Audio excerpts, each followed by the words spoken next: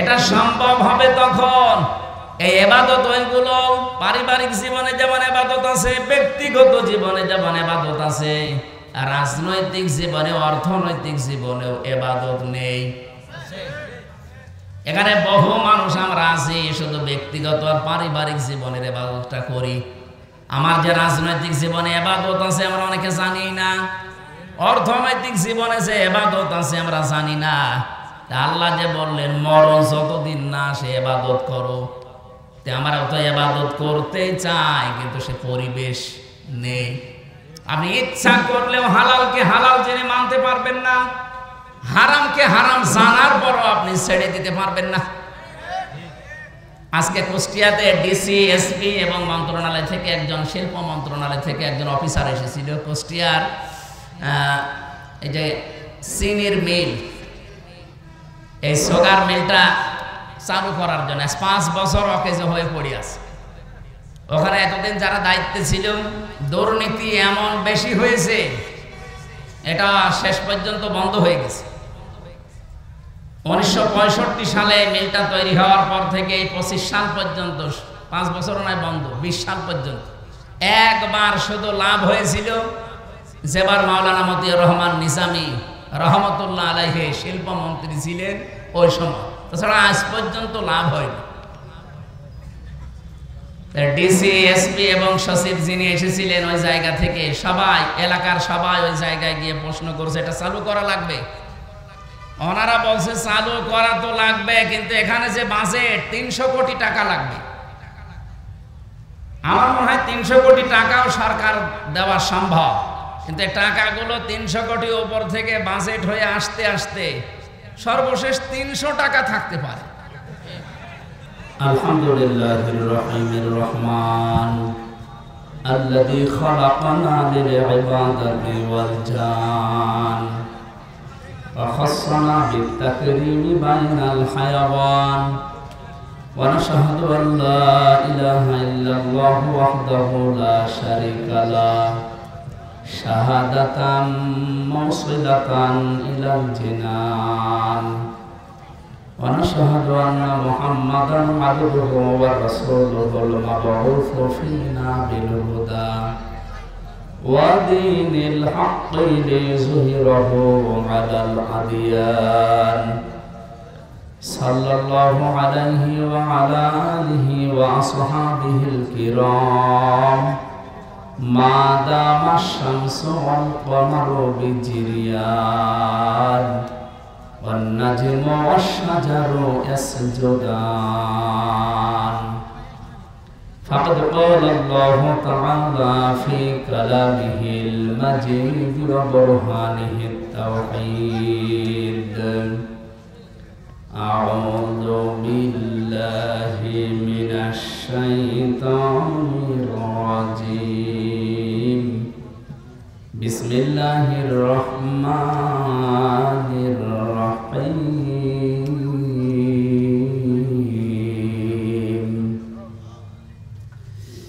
ফাসাব্বিহ বিহামদি রাব্বিকা ওয়া কুম মিনাস সাজিদিন ওয়া'বুদ রাব্বাকা হাত্তা ইয়াতিয়াকাল ইয়াকিন সাদাকতা ইয়া রাব্বানা। عن أبي هريرة رضي الله تعالى عنه قال قال النبي صلى الله عليه وسلم يقال لصاحب القرآن اقرأ وارتقي ورتل كما كنت ترتل في الدنيا فإن منزلك عند آخر آية تقرأها رواه ابن ماجه. وقال تعالى في شان حبيبي وما زادهم إلا إيمانا اللهم صل على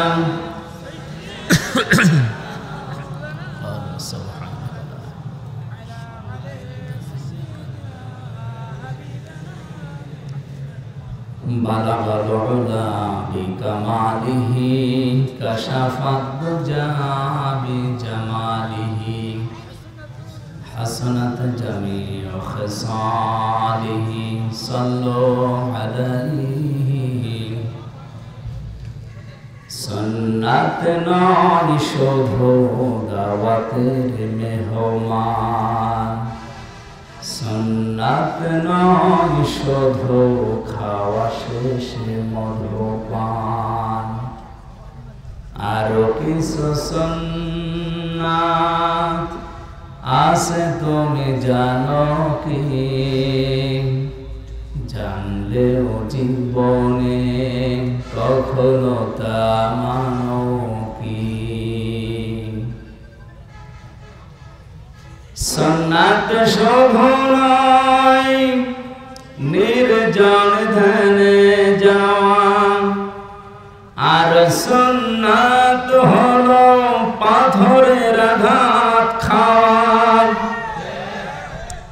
সুন্নাত শুধু নয় মজলুম সহায়ক সুন্নাত অহুদে জালিমের প্রতিরোধ মহাব্বতে তার সুদিনের সাথী তুমি দুর্দিনেও তার পাশে থাকো কি আরো কিছু সুন্নাত আছে তুমি জানো কি জানলেও জীবনে কখনো তা মানো কি সুন্নাত কোরআনের সমাজ মানে বৈরি সকল পথ মারিয়ে চলা সুন্নাত দাওয়াতে দিনের পাশাপাশি ইসলাম রক্ষায় হাতে তলোয়ার তোলা সুন্নাত শুধু নয় নমনীয় আলাপন সুন্নাত প্রয়োজনে হংকার গর্জন সুন্নাত শুধু নয় মেশতরাতে যাওয়া আর সুন্নাত হলো রাষ্ট্রনায়ক হওয়া মহাব্বতে তার খালিদ ওমর আলী হামজার মতো তার পাশে থাকো কি আরো কিছু সুন্নাত আছে তুমি জানো কি জানলেও জীবনে কখনো তা মানো কি আলহামদুলিল্লাহ বাংলাদেশের ঐতিহ্যবাহী জেলা বগুড়া সদর থানার অন্তর্গত এড়লিয়া চকপাড়া মাদ্রাসায়ে নূরে মদিনার উদ্যোগে হাফেজে কোরআন ছাত্রদের পাগড়ি প্রদান অনুষ্ঠানের সম্মানিত সভাপতি কথা বলেন ভাই হাজারো আলেমের উস্তাদ বিশিষ্ট ইসলামিক চিন্তাবিদ যারা মাওলানা শহীদুল ইসলাম দামাত বারকাতুহুল আলিয়া এসেছে উস্তাদ এসেছে প্রধান মেহমান এবং এর কৃতি সন্তান ইসলামিক চিন্তাবিদ মুফাসসিরে কোরআন পিতৃতুল্য মুরব্বী মুফতি মাওলানা মজরুল রশিদ মিয়া বগুড়া আতালাল্লাহু উমরাহু ওয়া বারাকাল্লাহু ফি হায়াতি বলেন আমিন আমাদের দোয়া করার জন্য আল্লাহ তার হায়াতটা আরো যেন বাড়িয়ে দেয় হায়াতে যেন তাজ্জেবা হয় অনেকের হায়াতে সাজ্জিয়া আছে নেই পৃথিবীর বহু মানুষের হায়াতে সাজ্জিয়া আমরা চাই চাচা জানের হায়াত আল্লাহ হায়াতে তাজ্জেবা আর সিহাতে কুল্লিয়া দান করুন এখানে আলোচনা রেখেছেন কিংবদন্তি আলোচক আমাদের শ্রদ্ধাভাজন মুরব্বী বগুড়ার কৃতি সন্তান আলেমে দ্বীন মাওলানা রুহুল আমিন যুক্তিবাদী, নন্দীগ্রাম, বগুড়া। আলোচনা রেখেছেন ডক্টর মাওলানা আব্দুল বারী রশিদি, মাওলানা আব্দুল সালাম যুক্তিবাদী, অধ্যাপক মাওলানা আবুল কালাম আজাদ পাবনা, মাওলানা সাইদ ইকবাল হাবিবি নওগাঁ। এখানে আলেমদের ভেতরে উপস্থিত হয়েছেন সেই দিনাজপুর থেকে, অনেক দূর এখান থেকে, ইসলামিক চিন্তাবিদ। এ বাংলাদেশে ঈদের নামাজ যত জায়গায় হয় সবচাইতে বড় ঈদগাহ ময়দান গড়ে শহীদ, নাম শুনেছে? সেখানকার খতিব হাফেজ মাওলানা মাহফুজুর রহমান দিনাজপুরি দামাত বারকাতুহুমুল আলিয়া এসেছেন দিনাজপুর থেকে। মাওলানা হারুনুর রশিদ, আমি তো নাম অনেক আলেমের জানি না, বহু আলেম এসেছে আজকে। যার আহ্বানে এসেছি আপনাদের এ পাশের জেলা গাইবান্ধার সন্তান আপনাদের এলাকাতে আছেন। এ মাদ্রাসার সম্মানিত প্রতিষ্ঠাতা মাওলানা গোলাম রব্বানী যুক্তিবাদী। এখানে প্রধান অতিথি হিসাবে উপস্থিত হয়েছেন জনাব আতিকুর রহমান আতিক, জনাব মাকসুদুল আলম, জনাব জাহিদুল ইসলাম জাহিদ, বরেণ্য অতিথি আব্দুর রাজ্জাক পরামানিক, আরিফুল ইসলাম আরিফ সহ মঞ্চে বসার সম্মানিত ব্যক্তিবর্গ। আমার সাথে সেই চুয়াডাঙ্গা থেকে, আমার তো কুষ্টিয়াতে বাড়ি, আমারে পার করে যাওয়া লাগে, চুয়াডাঙ্গার কৃতি সন্তান আলেমে দ্বীন মাওলানা আবু যর গেফারি এসেছেন, মাওলানা হোসাইন আহমেদ মাহফুজ এসেছেন। আল্লাহ রাব্বুল আলামিন আলেমদের হায়াতে তাজ্জেবা সিহাতে কুল্লিয়া যেন দান করেন।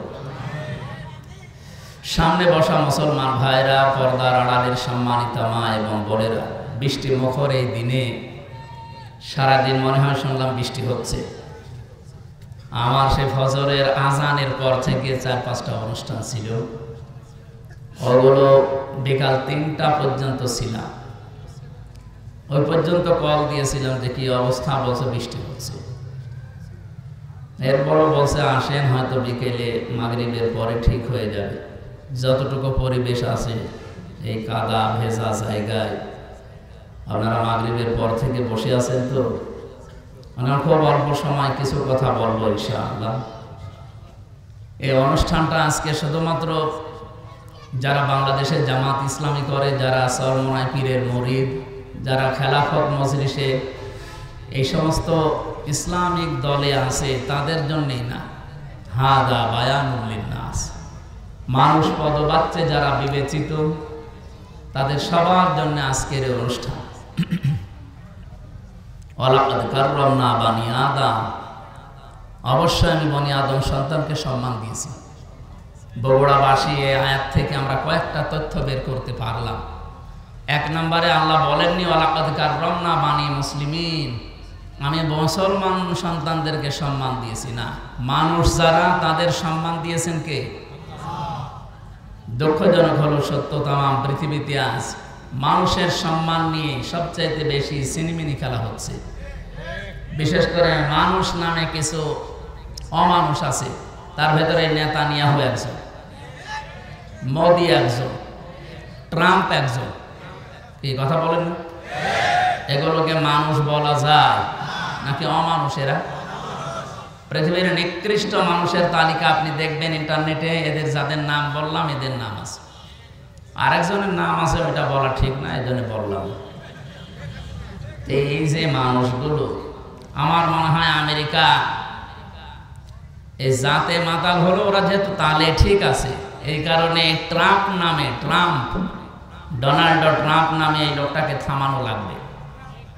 আপনারা প্রকাশ্যে মানবতা বিরোধী অপরাধ যারা করে, যেহেতু সারা দুনিয়ার মানুষকে সবক দিয়ে বেড়ান মানবতার, গণতন্ত্রের, যারা ফিলিস্তিনের অবস্থা কি করেছে তামাম দুনিয়া দেখেছে।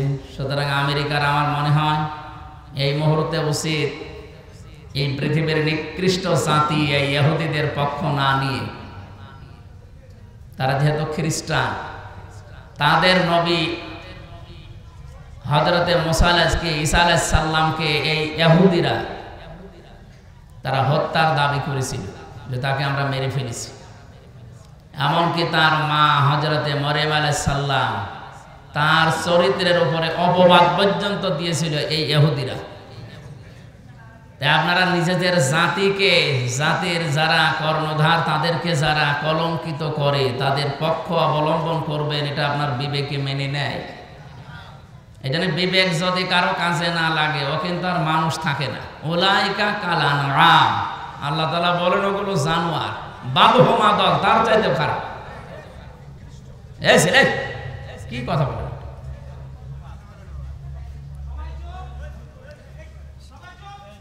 লাহুম কুলুবুন লা ইয়াফকাহুনা বিহা, এই আয়াতে আল্লাহ জানিয়েছেন যাদের কলব আছে, হৃদয় আছে, কমন সেন্স আছে, বিবেক আছে, কিন্তু এটা কাজে লাগায় না।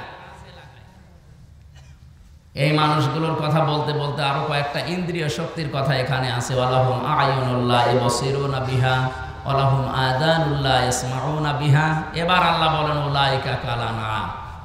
এই যে বিবেক যারা কাজে লাগায়নি, যারা দেখার পরও না দেখার ভান করে থাকে, যারা শোনার পরও না শোনার ভান করে থাকে, এগুলো মানুষ নেই, এগুলো জানোয়ার, তার চাইতেও খারাপ।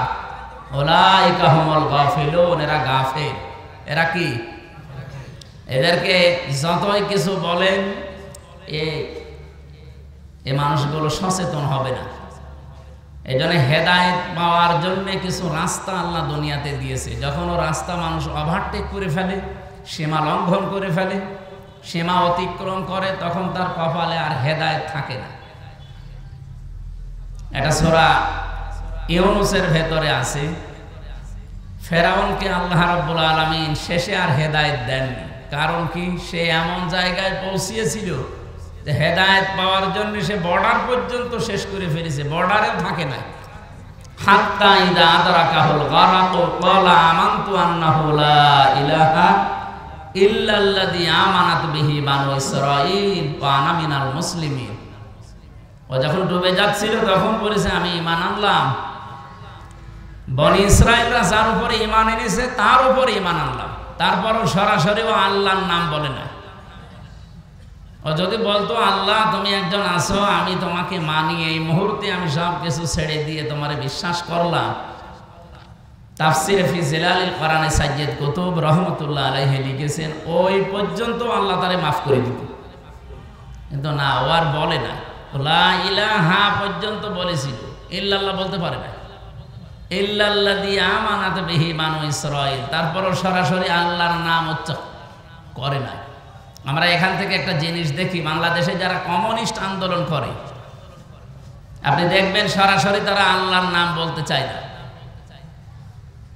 তাদের ব্যানার, পোস্টার, ফেস্টুনে দেখবেন ওখানে আল্লাহু আকবার লেখা থাকে না, লেখা থাকে আল্লাহ সর্বশক্তিমান বা সর্বশক্তিমান মহান, এরকম বাংলা অনেক কিছু আমরা লেখা দেখি। সরাসরি আল্লাহু আকবার বলতে আপনার সমস্যা কি? আল্লাহর নাম উচ্চারণ তাদের কাছে এত কষ্ট লাগে। ফেরাউনের যেমন লেগেছিল, মরে যাচ্ছে তারপরও আল্লাহর নাম সরাসরি বলে না। বলছে বনি ইসরাঈলরা যার উপরে ঈমান এনেছে আমি তার উপরে ঈমান আনলাম। ও আনা মিনাল মুসলিমিন, আমি তো মুসলমান।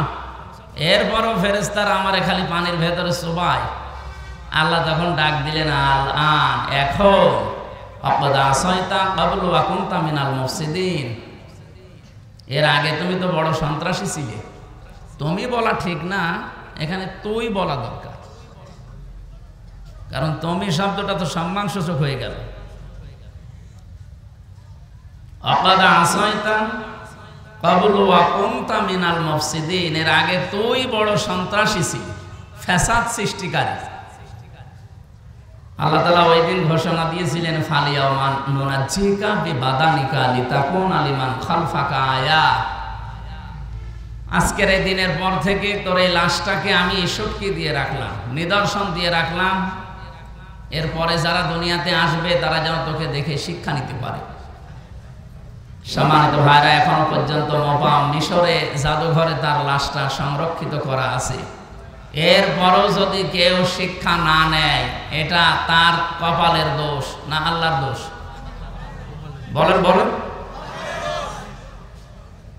এখানে সীমা যখন ছাড়িয়ে যায় তখন আল্লাহ তাকে আর ভালো হওয়ার সুযোগ দেয় না। এরকম বহু ঘটনা আমরা দেখেছি। আবু জেহেল যেই দিন মারা যাবে, ওরে তো পিটিয়ে হাতটা বাড়ি দেয়, একেবারে ঠান্ডা ফ্রিজ মার্কা করে রেখে দিয়েছিল, খেজুরের ডাল দিয়ে পিটিয়েছিল দুই ভাই, হযরতে মাআজ মুআওয়াজ রাদিয়াল্লাহু তাআলা আনহুমা। সর্বশেষ আব্দুল্লাহ ইবনে মাসউদ রাদিয়াল্লাহু তাআলা আনহু, উনি যখন যে বুকের উপরে বসলেন, ডাক দিয়ে বললেন, আনতা আবু জেহেল। এখন সময় দিলাম, কালিমাটা পড়ো, আল্লাহর নবীর কাছে আমি সুপারিশ করবো, নবী তোমাকে মাফ করে দেবে। ও যদি ওই সময় পড়তো, আমার মনে হয় আল্লাহ ওরে মাফ করে দিত, কিন্তু ওই সময় পড়ার তো আর কোনো কায়দা নেই, ও সীমা লঙ্ঘন করে ফেলেছে, এখন ওর মুখ দিয়ে আর ওগুলো আসে না, তখন উল্টা পাল্টা কথা আসে। তখনও বলেছিল, আব্দুল্লাহর বেটা মোহাম্মদ তোদেরকে জাদু করলেও এখন আমার পর্যন্ত আসতে পারে না।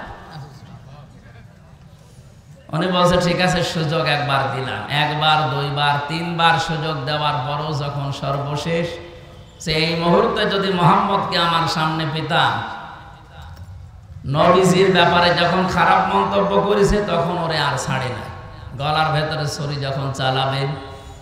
আবু জেহেল ওই দিন বলেছিল, মাসউদ গলাটা যখন কাটতেছো একটু বড় করে কাটবা, মানুষ যেন দেখে বোঝে যে নেতার মাথা। মরে যাচ্ছে, শয়তানের তেজ কমছে না, কারণ সীমা লঙ্ঘন করে ফেলেছিল। এই পৃথিবীতে কিয়ামত পর্যন্ত মানবতার সাথে, ইসলামের সাথে যারা সীমা লঙ্ঘন করবে, ও মানুষগুলো শেষ জীবনে ভালো হওয়ার ইচ্ছা করলেও আর হবে না, কারণ ওর সীমা শেষ। দেখেন 15.5 বছরে যারা জুলুম, অত্যাচার, নির্যাতন সবচাইতে বেশি করেছে, যাদের ইশারায় হয়েছে, এই মানুষগুলো এখন ভালো হওয়ার চেষ্টা করলেও হতে পারছে না। 2 দিন 5 দিন পরে এমন এমন কথা তাদের মুখ দিয়ে বের হয়, মনে হচ্ছে রে এখনো পিটিয়ে সোজা করা দরকার। এত সুযোগ দেওয়ার পরেও যদি মানুষ সংশোধন না হয়, তো ও আর আবু জেহেলের ভেতরে কোনো পার্থক্য আছে বলেন? এই জন্য আমরা সীমা লঙ্ঘনকারী যেন না হই, সীমার ভেতরে না থাকলে সর্বশেষ আপনি আর হেদায়েতও পাবেন না। এই জন্য আজকে কোরআনের এই অনুষ্ঠানে যারা আমরা এসেছি, এটা যেহেতু শুধুমাত্র মুসলমানদের জন্য না, বিশেষ করে ইসলামী দলের যে নাম বললাম, মনে করছি এরাই মুসলমান না। হাদা বায়ানুল লিন্নাস যখন পড়েছি, মানুষ পদবাচ্চে আমরা যারা বিবেচিত, সবার জন্য কোরআন। আর মানব সন্তানকে আল্লাহ নিজে যেহেতু সম্মান দিলেন, সেই মানুষের সম্মান নিয়ে পৃথিবীতে যেমন সিনেমিনি খেলা হচ্ছে, বাংলাদেশে এই 54 বছরে খেলা হয়েছে। কথা বলেন না কেন?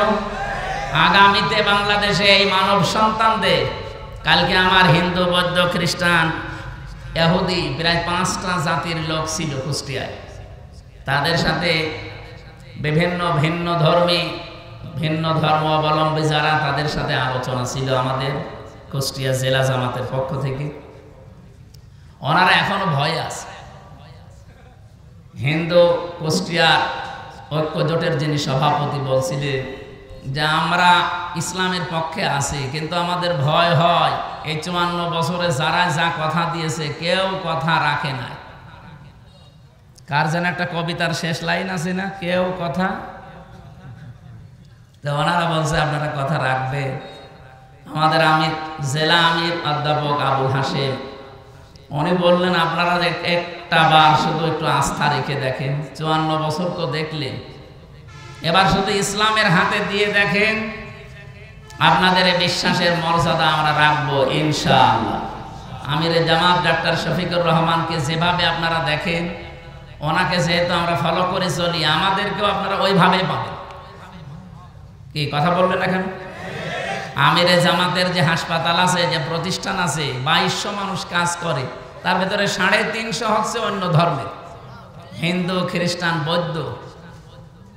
আমরা চাই এদেশে আমরা যারা জন্ম নিয়েছি সংখ্যালঘু, সংখ্যাগুরু বলে আমরা কিছু নেই, সবাই আমরা এদেশের বৈধ নাগরিক এবং সম্মানিত মানুষ আমরা এদেশের। কথা বলেন না কেন? সুতরাং আল্লাহর এই সৃষ্টির ভেতরে সবচাইতে বেশি সম্মান আল্লাহ যাদের দিলেন, এই সম্মানিত মানুষদের সম্মান নিয়ে আগামীতে কেউ যেন আর সিনেমিনি খেলতে না পারে, সেই ব্যবস্থা এখনই করার সময়। এই ব্যবস্থা করার সময় কিন্তু সামনে আসতেছে। এবার যদি ভুল করেন, 54 বছর না, 108 বছর পার হয়ে যাবে, সুযোগ আর পাবেন না। আশা করি আমি কি বলতে চাই আপনারা বুঝেছেন। আল্লাহ আমাদের সম্মান যাদেরকে দিয়েছেন এই সম্মান ধরে রাখার এবং সম্মান দেওয়ার তৌফিক যেন দান করেন, বলেন আমিন। যারা এসেছে আজকের অনুষ্ঠানে, আমরা গুরুত্বপূর্ণ কোরআনে কারিমের 2টা আয়াত পড়েছি। এই 2টা আয়াতকে সামনে নিয়ে কিছু কথা বলার চেষ্টা করব ইনশাআল্লাহ। দরুদ আর সালাম পড়ছে আমাদের নবী মুহাম্মদুর রাসূলুল্লাহ সাল্লাল্লাহু আলাইহি ওয়াসাল্লামের প্রতি। আল্লাহ রাব্বুল আলামিন পৃথিবীতে যত মানুষকে দুনিয়ায় পাঠিয়েছিলেন, এই পৃথিবীতে কোন মানুষের ব্যাপারে এরকম গ্যারান্টি আমি শুনিনি। প্রায় 13টা বিষয় আমি পেয়েছি কোরআন শরীফে তার বিষয়ে। তার ভেতরে 1 নম্বরে দুনিয়ার কোন মানুষকে অনুসরণ করলে আপনার জীবনের পাপ মাফ হয়ে যাবে, আমি পাইনি। কিন্তু মুহাম্মদুর রাসূলুল্লাহকে অনুসরণ করে যদি জীবন চালায়, আল্লাহ তাকে মাফ করে শুধু দেবে না, আল্লাহ গ্যারান্টি দিয়েছেন, কুল ইন কুনতুম তুহিব্বুনাল্লাহা ফাত্তাবিউনি ইউহিব্বুকুমুল্লাহ ওয়া ইয়াগফির লাকুম যুনুবাকুম। হে নবী, আপনি বলুন, তোমরা যদি আল্লাহকে ভালোবাসি এই দাবি করো, ফাত্তাবিউনি, আমি রাসূলের অনুসরণ করো। এ পর্যন্ত যদি কেউ মানতে পারে, আল্লাহ বলেন ইউহিব্বুকুমুল্লাহ, আমি আল্লাহ নিজেই তাকে ভালোবাসবো। ভালোবেসেছি এ কথা এখানে নেই। ইউহিব্বু মুজারে, বর্তমান, ভবিষ্যৎ, প্রেজেন্ট, ফিউচার। কেউ যদি রাসূলকে অনুসরণ করে, আমার আল্লাহ তাকে ভালোবাসা আরম্ভ করবে। আল্লাহ যদি কাউকে ভালোবাসে, ওয়া ইয়াগফির লাকুম যুনুবাকুম, ইয়াগফির এটাও মুজারে। জানবন না দিয়ে আল্লাহ জনব দিয়েছেন বহু বছর, ওর জীবনের একটা অপরাধ আল্লাহ রাখবে না, সবগুলো মাফ করে দেবে। একটা আমার মনে হয় এখানে আমরা অনেকে জন্মের পর থেকে শুনতেছি, কয়েকটা তথ্য এখানে পাবেন যেটা এখনই আমাদের শুনলে মানতে মনে চাইবে। এদিকে তাকান, আল্লাহ তাআলা বলেন, কুল ইন কুনতুম তুহিব্বুনাল্লাহা ফাত্তাবিউনি। নবী আপনি বলেন, যদি তারা দাবি করে যে আল্লাহ তোমাকে ভালোবাসি, এ দাবি আমাদের আছে না? দল আমাদের আলাদা থাকতে পারে, আল্লাহকে আমরা ভালোবাসি এ দাবি আমাদের সকলের আছে, এমনকি অন্য ধর্মের লোকদেরও আছে। কালকে যে হিন্দু দাদা কথা বলছিলেন, উনি প্রথমেই শুরু করলেন যে আমাদের আল্লাহ।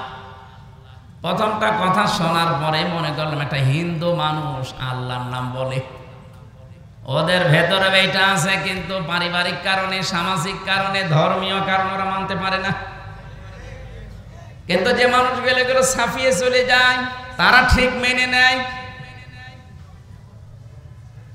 সবার ভেতরে এই আশা যে আমার ভগবান বলেন, গড বলেন, আল্লাহ বলেন, যাই বলেন না কেন আমরা তাকে ভালোবাসি, তাকে রাজি করতে চাই। আল্লাহ পাক বলেন, দাবি যাদের আছে হে নবী আপনি তাদেরকে বলেন ফাত্তাবিউনি, তারা যেন আপনার অনুসরণ করে। এবার আমার প্রশ্ন হচ্ছে, আপনি রাসূলকে অনুসরণ করবেন? এই বাংলাদেশে বহু মানুষ বলে যে আমরা নবীওয়ালা কাজ করি।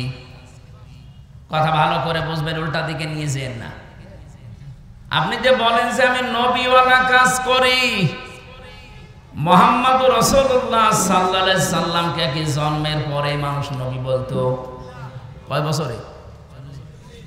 উনি যেদিন নবুয়ত পেয়েছেন 40 বছরে, তখন মানুষ তাকে নবী, তিনি স্বীকৃতি দিয়েছেন। বাড়িতে এসে স্ত্রী মেনে নিয়েছে, বন্ধু মেনে নিয়েছে, চাচাতো ভাই মেনে নিয়েছে, কাছের লোক বাড়িতে যিনি পালিত পুত্র সে মেনে নিয়েছে।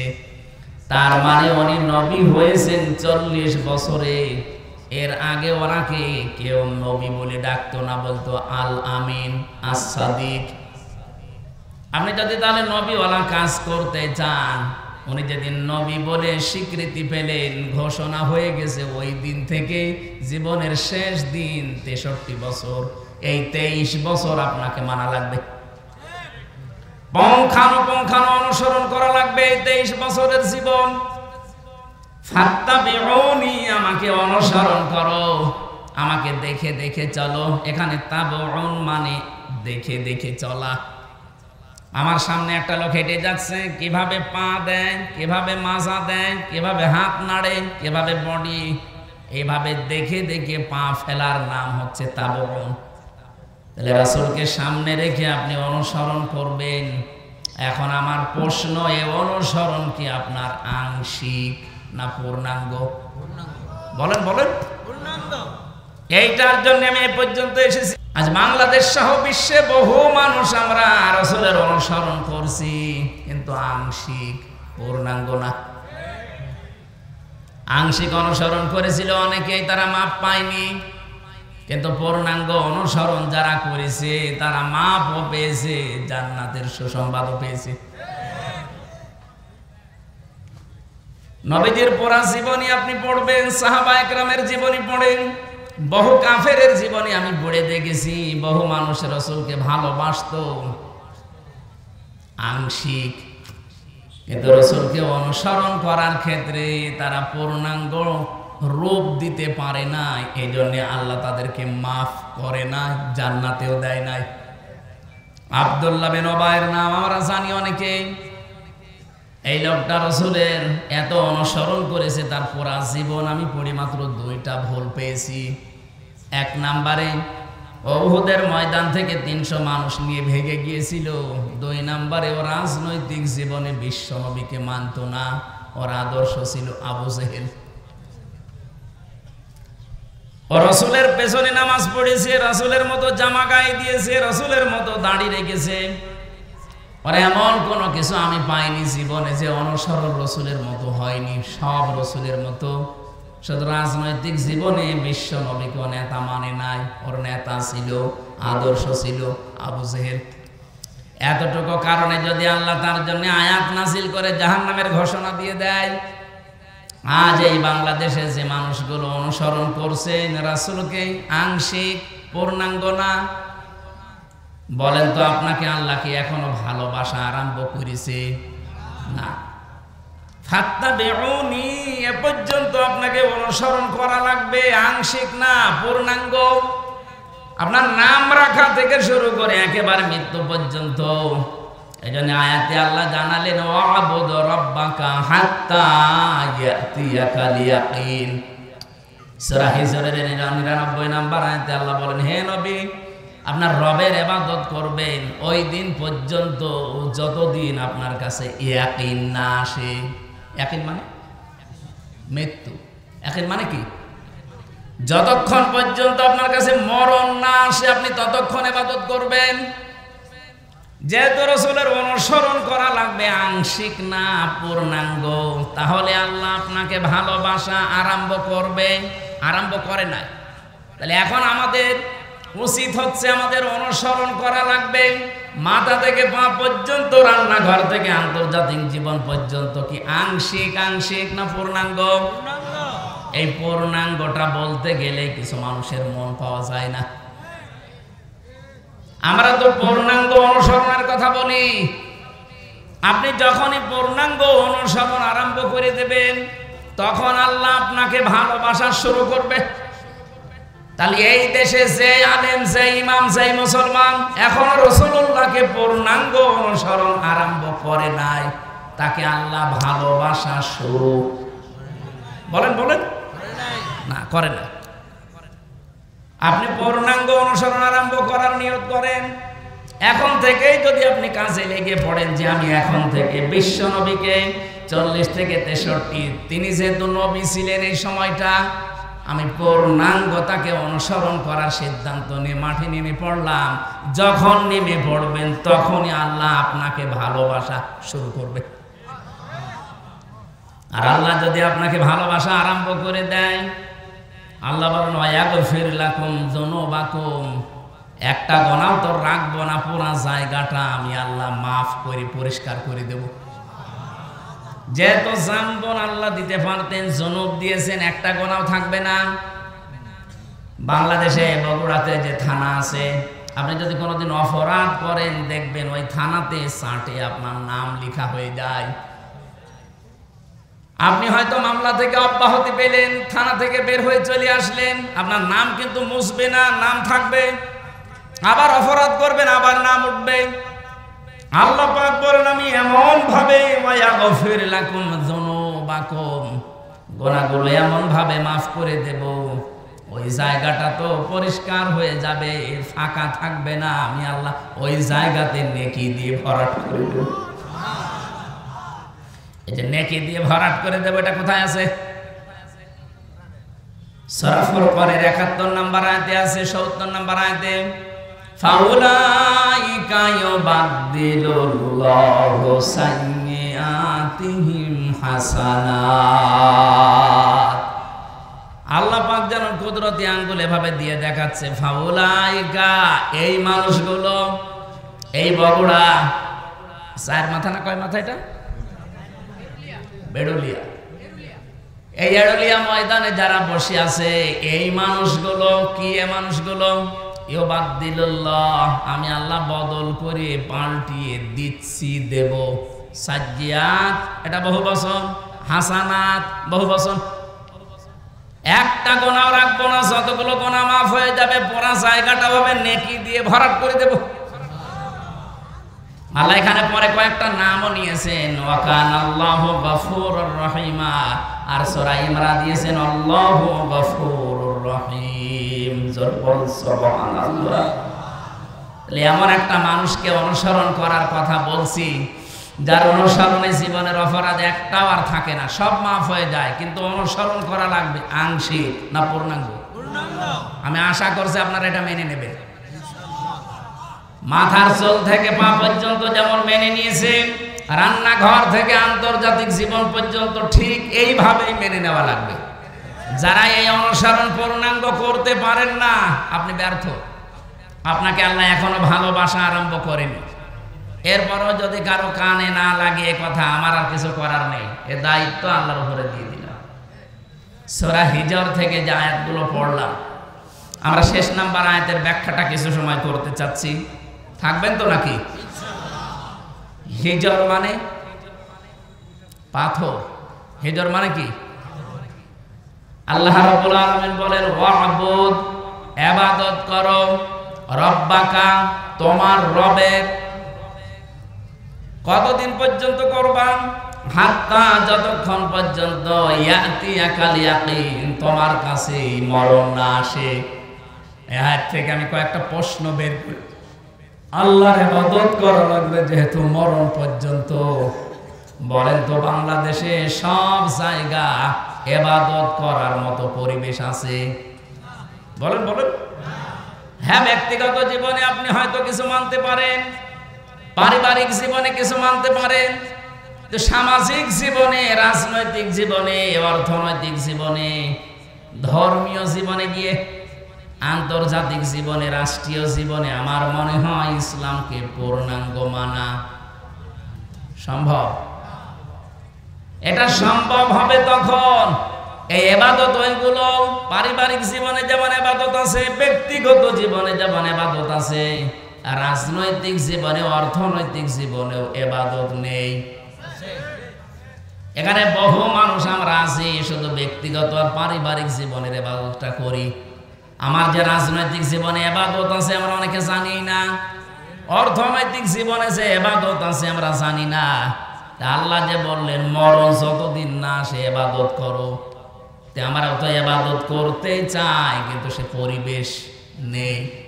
আপনি ইচ্ছা করলেও হালালকে হালাল জেনে মানতে পারবেন না, হারামকে হারাম জানার পরও আপনি ছেড়ে দিতে পারবেন না। আজকে কুষ্টিয়াতে ডিসি, এসপি এবং মন্ত্রণালয় থেকে একজন, শিল্প মন্ত্রণালয় থেকে একজন অফিসার এসেছিল কুষ্টিয়ার এই যে চিনির মিল, এই সুগার মিলটা চালু করার জন্য 5 বছর অকেজ হয়ে পড়ে আছে। ওখানে এতদিন যারা দায়িত্বে ছিল, দুর্নীতি এমন বেশি হয়েছে, এটা শেষ পর্যন্ত বন্ধ হয়ে গেছে। 1965 সালে মিলটা তৈরি হওয়ার পর থেকে 25 সাল পর্যন্ত, 5 বছর নয় বন্ধ, 20 সাল পর্যন্ত একবার শুধু লাভ হয়েছিল, যেবার মাওলানা মতিউর রহমান নিজামী রহমতুল্লাহ আলাইহি শিল্পমন্ত্রী ছিলেন ওই সময়। তাছাড়া আজ পর্যন্ত লাভ হয়নি। ডিসি, এসপি এবং সচিব যিনি এসেছিলেন ওই জায়গা থেকে সবাই, এলাকার সবাই ওই জায়গায় গিয়ে প্রশ্ন করছে এটা চালু করা লাগবে। ওনারা বলছে চালু করা তো লাগবে, কিন্তু এখানে যে বাজেট 300 কোটি টাকা লাগবে। আমার মনে হয় 300 কোটি টাকাও সরকার দেওয়া সম্ভব, কিন্তু টাকাগুলো 300 কোটি উপর থেকে বাজেট হয়ে আসতে আসতে সর্বশেষ 300 টাকা থাকতে পারে। আমি কয়েকদিন আগে রাজনৈতিক একজন লিডার, অনেক বড় মাপে, উনি আমারে বলছি যে হামজা ভাই, আমরা সারা জীবন রাজনীতি করেছি, এই দেশে যে বাজেট হয় সড়কের জন্য, এই বাজেটগুলো আমরা হিসাব করে পেয়েছি 100 টাকা যদি বাজেট হয়ে আসে, এই সলিমদ্দি পর্যন্ত আসতে আসতে আর 3 টাকা থাকে। এই রাস্তাটা যদি 100 টাকা দিয়ে বাজেট করে করেন তাহলে 100 বছর যাওয়ার কথা। ওটা যদি 97 টাকা খেয়ে ফেলে আর 3 টাকা দিয়ে করে, ওটা কয় মাস যাবে বলেন বলেন? কোথায় 3 টাকা আর কোথায় 97 টাকা? শেষ পর্যন্ত দেখা যায় 3 মাস পরে রাস্তা হয়ে যায় ডেলিভারি রোড। যে সমস্ত মায়েদের পেটে সন্তান আছে এদেরকে যদি আপনি এখান থেকে বগুড়া পর্যন্ত নিয়ে যেতে চান, দেখবেন রাস্তায় বাচ্চা হয়ে গেছে। না, অনেকে আবার বলেন না টাকা পয়সা তো খরচ হলো না, ভালোই হয়েছে।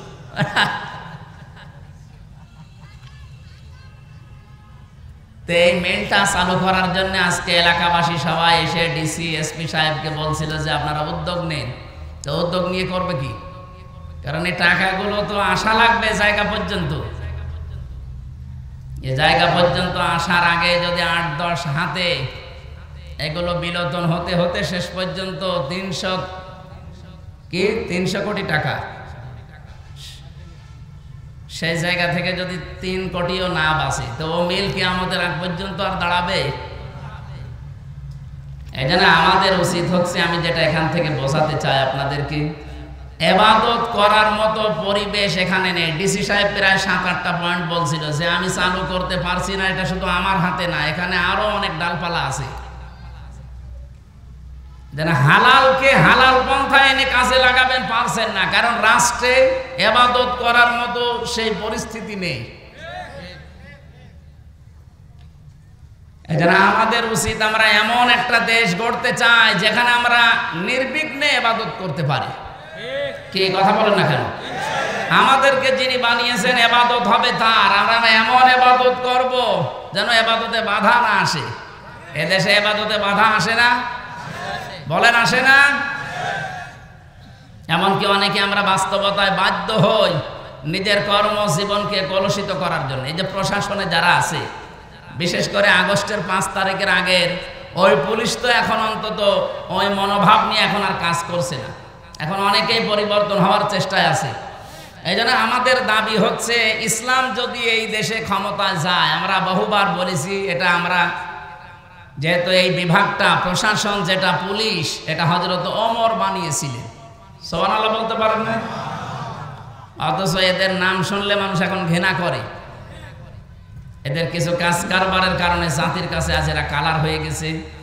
আমরা ইসলাম যদি এদেশে আনতে পারি, সর্বপ্রথম কাজ হবে প্রশাসনে যারা দায়িত্বে আছেন, যে যে বিভাগে কাজ করেন, আপনারা 8 ঘন্টা ডিউটি করেন।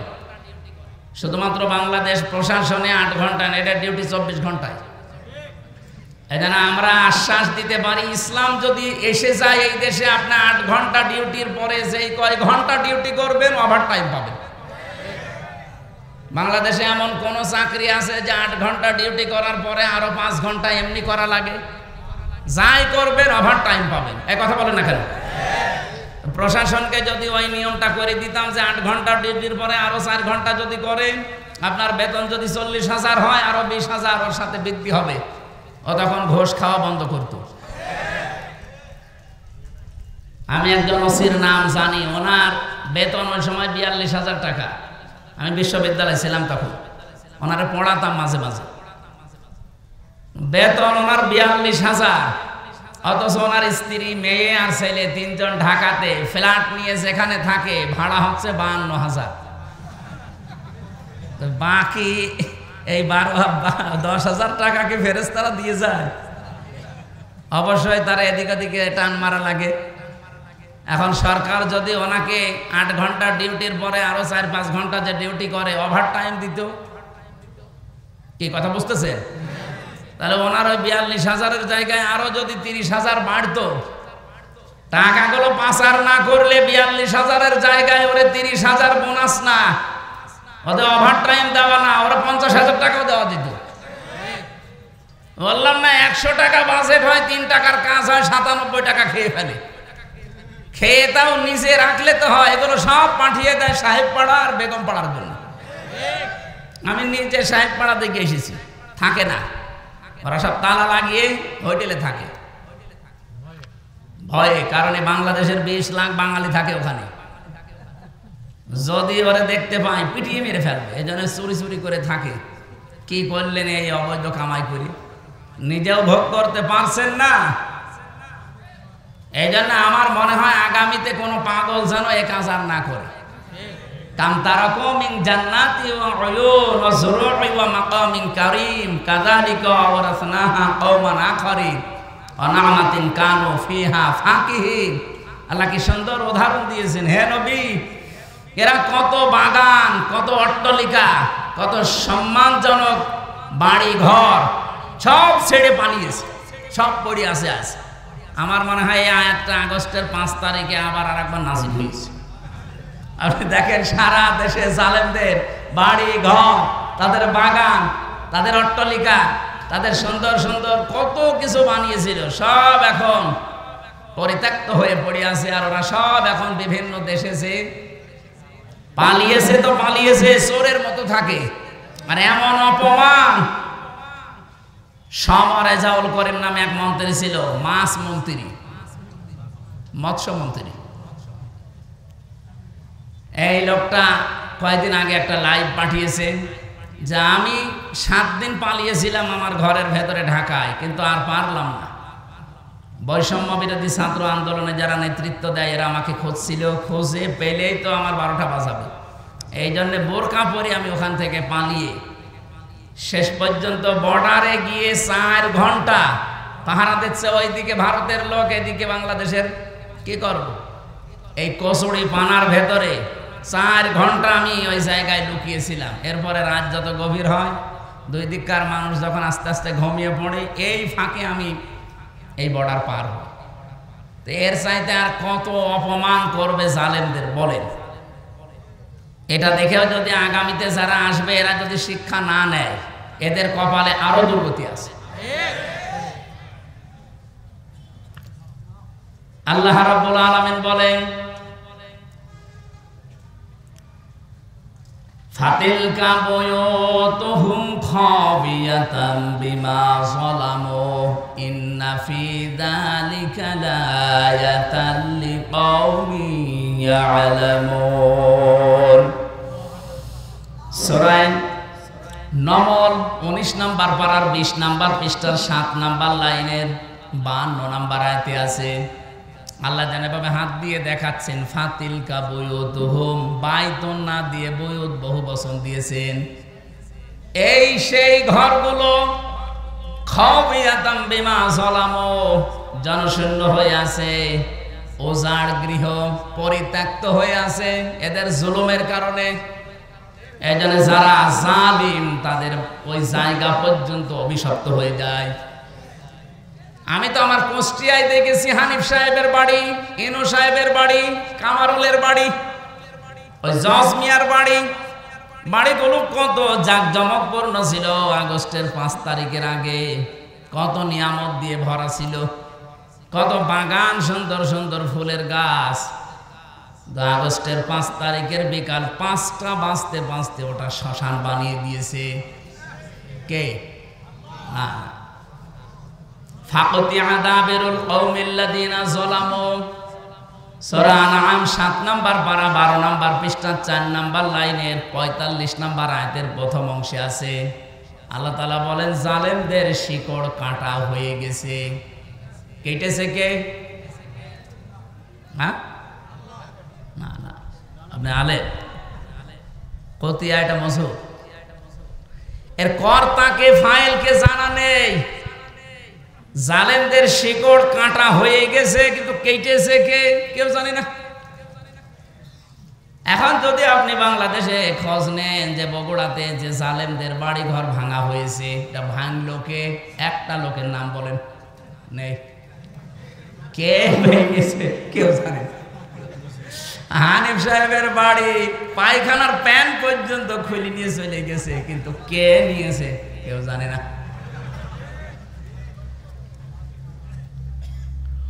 এ পর্যন্ত ছিল। আমি যদি এ পর্যন্ত আয়াত শেষ হয়ে যেত, আমি আয়াতটা পড়তাম না। এর পরেরটা আমাদের জন্য, ইন্না ফি যালিকা লাআয়াতাল লিকাউমিন ইয়ালামুন। ইন্না মানে অবশ্যই, ফি মানে মধ্যে, আল্লাহ আয়াতুনের আগে আবার লামে তাকিদ দিয়েছেন। অবশ্যই এর ভেতরে শিক্ষা আছে যারা জ্ঞানী তাদের জন্য। কি শিক্ষা? জালেমদের যে শিকড় ছিল, আপনি আগস্টের 5 তারিখের দুপুর পর্যন্ত কেউ এ দেশে ভাবে না যে ও পড়িয়ে যেতে পারে। কথা বলেন, কেউ চিন্তাও করে নাই কোনোদিন। আল্লাহ পাক বলেন ওদেরকে শিকড়ের দিকে তাকাও। ইউনিয়নের দারোয়ান থেকে সংসদ পর্যন্ত একেবারে থরে থরে জালেমদের সব স্তরগুলো সাজানো ছিল। একটা দুইটা না, কমপক্ষে এক একটা জায়গায় 3টার উপরে স্তর ছিল ওদের। আমি রিমান্ডে প্রায় 7 প্রকার গোয়েন্দা বিভাগের লোক পেয়েছিলাম। ওরা আমার জিজ্ঞাসাবাদ করতে আসতো। যত গোয়েন্দা বিভাগ আছে একটার পর একটা আসে আর জিজ্ঞাসাবাদ করে রিমান্ডে। সবগুলো থরে থরে সাজানো ছাত্রলীগ দিয়ে। আমার যে ধরে নিয়ে এসেছে উনিও ওখানকার, মামলার যে আয়ু সে ওখানকার, যে ম্যাজিস্ট্রেট আমার মামলায় রিমান্ড দেবে 10 দিন সেও ওখানকার, যারা রিমান্ডে আমাকে কষ্ট দেবে তারাও ওখানকার। এ মামলা যেদিন তোলা হবে, যে পিপি আছে সরকারি পিপি সে ওখানকার, এমনকি যে জজ রায় দেবে সে জজ ওখানকার। আমার কি আছে বলেন তো? আছে না, আমার শুধু একজন উকিল আছে, এরকম এক মুরব্বী উকিল, ওর কথা শুনলেও চলে না শুনলেও চলে। আমি থরে থরে দেখলাম প্রায় 7 থেকে 8 প্রকার পর্যন্ত জালেমদের স্তরগুলো সব সাজিয়েছে। ওরা শুধু এই মামলার বিষয় না, বাংলাদেশে যত দিক আর বিভাগ ছিল প্রত্যেকটা ওদের সাজানো। কিন্তু আল্লাহ পাক এমন ভাবে শিকড় কেটেছে, কে কেটেছে কেউ জানে না। এদের এত বড় শিকড় যদি কেটে ফেলা হয়, আগামীতে যারা চেয়ারে বসবেন তারাও যদি এখনই যে আন্টি শান্টি শুরু করেছেন, এইটাই যদি আপনার থাকে, আপনিও বিশ্বাস করতে পারেন 5 বছর পরে আপনার বাড়িও শ্মশান হয়ে যাবে। আশা করি কথা বুঝেছেন। এরপরও যদি না বোঝার ভান করে থাকে, আমার ওয়াজে হবে না। এক লোক শ্বশুর বাড়ি যাওয়ার সময় দেখে যে রাস্তার পাশে একটা গন্ডার কাঁতু কুতু দিয়েছে, না হাসে না। 3 দিন পরে শ্বশুর বাড়ি থাকার পরে যখন ফিরে আসতেছে, দেখে গন্ডার হাসতেছে। বলছে, গন্ডার তোমারে 3 দিন আগে কাঁতু কুতু দিলাম, তখন তো হাসলে না, এখন হাসতেছে। গন্ডার বলছে, বন্ধু 3 দিন সময় লেগেছে চামড়া ভেদ করে কাঁতু কুতু লাগতে। গন্ডারের তো তাও 3 দিন পরে কাঁতু কুতু লাগে, আমাদের 54 বছরও লাগে না। এই লোকটা 54 বছর চিল্লিয়ে বেড়াচ্ছে, এই লোকটা 54 বছর চিল্লাচ্ছে, কাঁতু কুতু দিচ্ছে কত কায়দায়। হ্যাঁ, কথা বলেন না কেন? কথা বলছেন? আমরা গন্ডারের চাইতেও, এই জন্যে গন্ডার মার্কা হলে হবে, শিক্ষা নেওয়া লাগবে এখান থেকে। ইবাদতের পরিবেশ এখনো আসে না। শুধু নামাজের ফরজ 13টা 14টা ওয়াজিব মেনে নামাজ পড়লেন ফরজ মনে করি। আরে ভাই, নামাজ যেমন ফরজ, পর্দা করা কি? পর্দা করার মতো পরিবেশ বাংলাদেশে 100 ভাগ জায়গায় আছে। কত জায়গায় পর্দাশীল মেয়ে লোকেরা লাঞ্ছিত অপমানিত হয়। যদি আমরা পরিবেশ তৈরি করে দিতে পারতাম, কেউ সাহস পেত না বোরকাওয়ালা পর্দাওয়ালা কোনো মেয়েকে অপমান করার। অর্থনীতিতে যে সমস্ত বিষয়গুলো থাকার কথা একটাও পাওয়া যায় না। অর্থনীতি যারা চালাচ্ছে, আপনি দেখেন যারা অর্থনীতি পড়ে, মোশারাকা লাগে, মোদারাবা লাগে, মোরাবাহা লাগে, বায়ে সালাম লাগে, বায়ে ইস্তেসনা লাগে, বায়ে মুআজ্জাল লাগে, ওয়াহেদা লাগে, এরকম 28টা নিয়ম পড়েছি। ইসলামী ব্যাংক বাদ দিয়ে বাংলাদেশে কোনো ব্যাংকে এই নিয়ম চলে না। যত ব্যাংক আছে আপনি একটা একটা করে দেখান তো। সোনালী, রূপালী, তারপরে চৈতালি আছে, ওটাও কয়েকদিন পরে হবে। যত ব্যাংকই বলেন, কোন ব্যাংকে আমরা নিয়ম নীতি পাচ্ছি না। ইসলামী ব্যাংক 100% পারছে না, কারণ যাকাত ভিত্তিক অর্থনীতি যতদিন কায়েম না হবে ততদিন পর্যন্ত এদেশে 100% সুদ মুক্ত থাকা সম্ভব না। এই জন্যে ইসলাম যারা পালন করতে চায় তাদেরকে আল্লাহ জানিয়েছেন, আল্লাযীনা ইম্মাক্কান্নাহুম ফিল আরদি আকামুস সালাহ ওয়া আতাবুজ যাকাত। আমি যদি আমার ইমানদার বান্দাদেরকে চেয়ার দান করি ক্ষমতার, তাদের প্রথম কাজ হবে তারা নামাজের বিল এনে নামাজ কায়েম করে দেবে জমিনে। বাংলাদেশের সামনে 300 জন এমপি হবে, 151 পক্ষের মানুষ সংসদে যেতে পারে। কি কথা বলে না কেন? তারা প্রথম অধিবেশনে বলবে, মাননীয় স্পিকার আমরা নামাজের বিল চাই। আর ওই দিন যদি বলে ঠিক আছে হাত তোলেন, 151 জন যদি হাত তুলে ফেলতে পারে, ওই দিনে নামাজের বিল কায়েম হয়ে যাবে। তখন বজলুর রশিদ মিয়া, রুহুল আমিন, আমির হামজা এদের এরকম নামাজের বাজার করা লাগবে। আপনি নামাজ পড়বেন, আপনার বাপ পর্যন্ত পড়বে। এই যে 18 কোটি মানুষ নামাজ চালু হয়ে গেল, আপনি হয়তো ভোট দিয়েছিলেন হামসাকে একটা, 18 কোটি মানুষ নামাজ পড়লে যে সওয়াব হয়, ওই সওয়াব প্রতিদিন পাবেন। আতাবুজ যাকাত, যাকাত ভিত্তিক অর্থনীতি তারা কায়েম করবে। এটাও তো ইবাদত। নামাজ যেমন ইবাদত, যাকাত ইবাদত না? এটা কি এই দেশে এখন যাকাত ইবাদত আছে না জরিমানা হয়ে গেছে? যাকাতে মানুষ এখন আর যাকাত বলে না, বলে জরিমানা। যারা আমরা চাচ্ছি ইসলামকে সব জায়গায় পৌঁছিয়ে ইবাদতের ক্ষেত্র বানিয়ে দিতে, আমরা যেন মরণ পর্যন্ত ইবাদত করে আল্লাহর সন্তুষ্টি নিয়ে জান্নাতে যেতে পারি। আর যদি এর বিকল্প কিছু তৈরি করেন, কদ খাসিরাল্লাযীনা কাযযাবু বিলিকাইল্লাহ, সূরা আনআমের 31 নম্বর আয়াতে আল্লাহ জানিয়েছেন অবশ্যই ক্ষতিগ্রস্ত হয়ে গেছে ওই মানুষগুলো, কাযযাবু বিলিকাইল্লাহ, আল্লাহর সাথে সাক্ষাৎ হবে এটা যারা মিথ্যা মনে করে। আর 5-7 মিনিট থাকা যাবে না, একটু কষ্ট করেন, আমি আয়াতটা শেষ করব ইনশাআল্লাহ। রব্বুল আলামিন বলেন, হাত্তা ইযা জাতুহুমুস সাআতু বাগতাতান, হঠাৎ করে যখন তাদের সামনে, এখানে সাআতুনের অর্থ দুইটা, এক নম্বরে কিয়ামত আর একটা মৃত্যু। হঠাৎ করে যখন তাদের সামনে মরণ চলে আসে, ক্বালু ইয়া হাসরাতানা আলা মা ফাররাতনা ফিহা, পেছনের দিকে তাকায় আর আফসোস করে, আল্লাহ আমি কি পাঠালাম, আমি কি পাঠিয়েছি এটা। আহুম ইয়াহমিলুনা আওজারান আলা যুহুরিহিম, সবচাইতে ভয়ঙ্কর আয়াতে আওজার এই শব্দটা আমি যতগুলো তাফসীর আয়াতের সাথে মিলিয়েছি, মুফাসসিরিন ইকরাম জানাতে চেয়েছেন ওয়া মানে এবং হম মানে তারা, ইয়াহমিলুনা, হামালা ইয়াহমিলু মানে বহন করা। আল্লাহ এখানে জানাতে চেয়েছেন তারা বহন করছে এবং করবে। ঝার মানে বোঝা, আওঝার এটা বহু বচন। ওই মানুষগুলো কিয়ামতের দিন বোঝা সমূহ আলা যুহুরিহিম, তাদের পিঠের উপরে বহন করে নিতে থাকবে। আল্লাহ যদি ঝাড় দিতেন আমি আয়াতটা সত্যি পড়তাম না, কিন্তু আওঝার দিয়েছেন, এই জায়গায় আমাদের ঝামেলা। আমার 33 বছর বয়স এখন, আমি যদি এখন মারা যাই, মনে করেন 33 বছরে 33 মন গোনা করেছি, মারা যাওয়ার পরে আমার পিঠের উপরে যদি 33 মন গোনা চাপিয়ে দেয়, আমার বিচার শেষ। কি না মানে আমি গোনা করেছি 33 মন, কিয়ামতের দিন আমার পিঠের উপরে 33 মন চাপিয়ে দিয়েছে, শেষ। মরণের পর আল্লাহ যদি 33 মণি চাপিয়ে দিত, আমার বিচার শেষ, আমি তো আর বেশি কম করছি না। কিন্তু আল্লাহ ছাড় দিয়েছেন কেন? আমি হয়তো 33 বছর বয়সে 33 মন গণা নিয়ে মরে গেলাম, এমন এমন কাজ দুনিয়ায় আমি রেখে গেলাম, আমি মারা গেছি কিন্তু ওই কাজগুলো মারা যায়নি। আমি এমন একটা সংগঠন বানিয়েছি, আমি মরে গেছি কিন্তু ও সংগঠন এখনো বেঁচে আছে।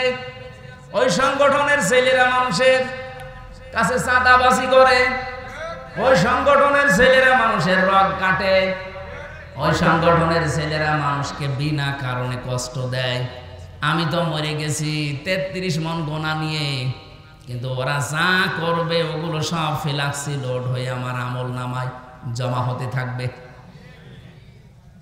মরেছিলাম মাত্র 33 মন গোনা নিয়ে, কিয়ামতের দিন যখন আমি উঠব 33,000 মন হয়ে যাবে।